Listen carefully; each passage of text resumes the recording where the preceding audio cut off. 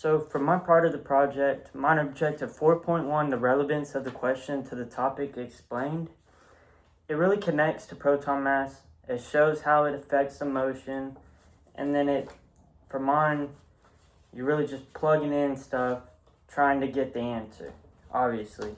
But my example question was a proton and an electron are placed in the same electric field.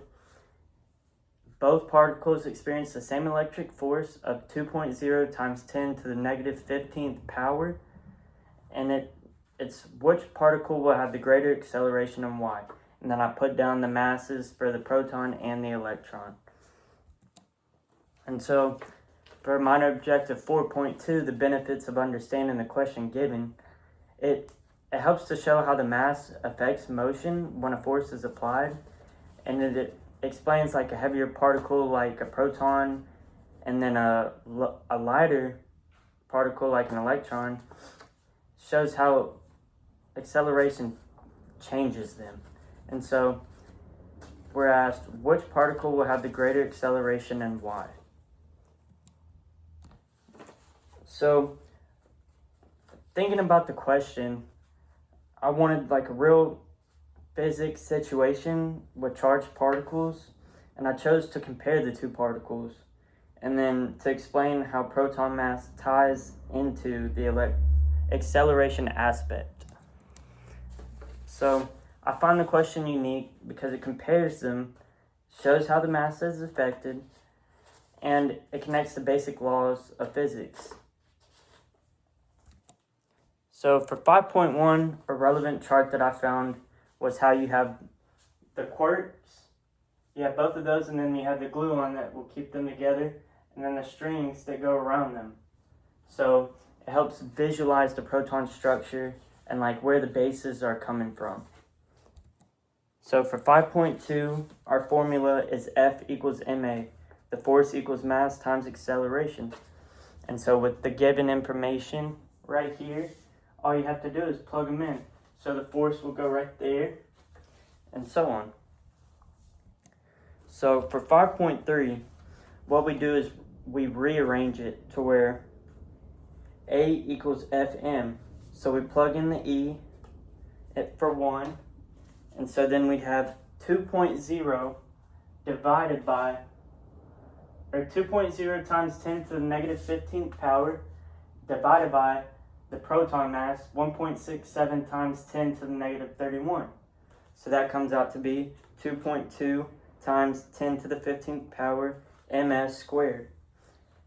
That was the electron, I'm sorry. And so that one would have been this one, 9.11 times 10 to the negative 31 power, and you get that answer. But then for proton, you would get 1.2 times 10 to the 12th power ms squared. So in the end, the answer, the electron has the greater acceleration because the mass is smaller than a proton mass. And so for 5.4, the reason why it's correct and applicable to topic, the electron has greater acceleration due to it having the less mass. The proton would end up accelerating less because it's heavier, and it ties directly into Newton's second law.